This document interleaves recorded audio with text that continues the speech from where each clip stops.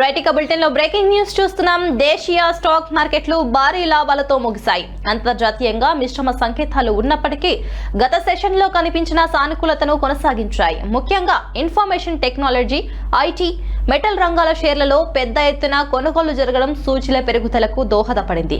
Bharat, New Zealand మధ్య స్వేచ్ఛా వాణిజ్య ఒప్పందంపై నెలకొన్న సానుకూల అంచనాలు కూడా మదుపరులు సెంటిమెంట్ ను బలపరిచాయి.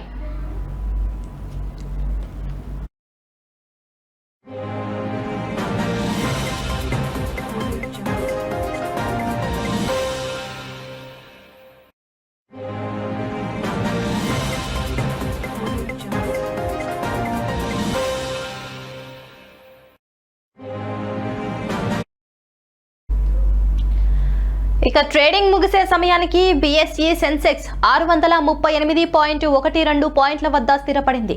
అదేవిధంగా ఎన్ఎస్ఈ నిఫ్టీ 195.20 పాయింట్ల వద్ద ముగిసింది. మార్కెట్లలోని ఈ ర్యాలీలో బ్రాడర్ మార్కెట్లు కూడా పాలు పంచుకున్నాయి. Nifty small cap 100 index 1.17%, Nifty mid cap 100 index 0.84% చొప్పున లాభపడ్డాయి.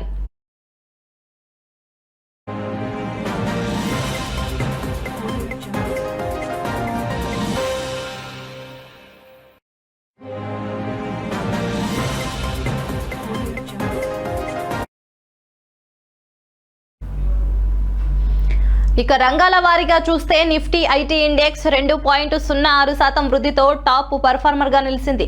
నిఫ్టీ మెటల్ ఇండెక్స్ కూడా 1.41% లాభపడింది. అయితే నిఫ్టీ కన్యూమర్ డ్యూరబుల్ సెక్టార్ మాత్రం 0.16% స్వల్ప నష్టంతో ముగిసింది.